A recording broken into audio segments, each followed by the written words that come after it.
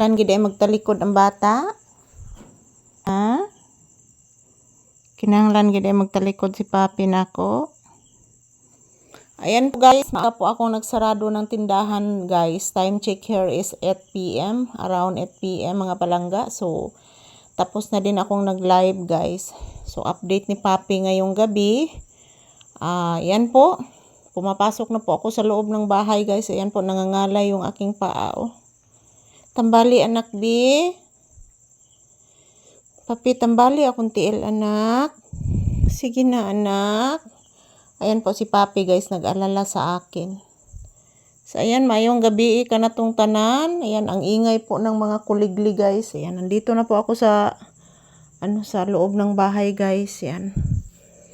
Maaga po akong papasok dito kasi po wala namang customer sa tindahan na dumarating. At the same time, takot din ako guys. Kapag wala na customer guys, takot din ako kasi po yung aking bahay is malapit lang po sa kalsada. So, better guys, pag wala ng customer, pasok na lang sa loob. So, maayong gabi sa tanan. Today is August 26, 2026. So, ayan. Papi's update ngayong gabi. So, pasensya na po talaga guys. Gabi na po ako naka-update ni papi kasi kanina po guys is busy po ako. At the same time, I'm not feeling well.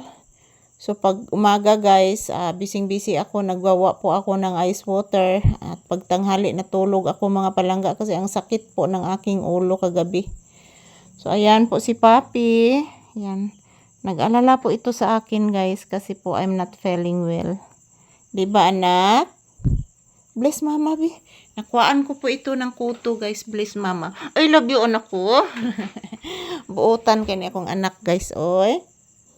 Buotan gani si papi nako eh. Parang may kuto na naman siguro yan oh. So ayan, good evening everyone. Papi, say good evening to your viewers iho. Say good evening to your viewers, say good night. Maaga po akong matutulog ngayon guys kasi inaantok ako. I'm not feeling well. So ayan. Salamat po palagi sa inyong suporta mga palangga. Kahit po hindi po maganda po yung aking pakiramdam. At yung si papi guys, nag-alala din ako guys. Doble po ang aking mga isip-isip ngayon. Kasi po, overthink talaga ako guys. Kung saan po kami kukuha ng pang bayad sa utang. Lalo na po, wala po kaming sahod pa dito.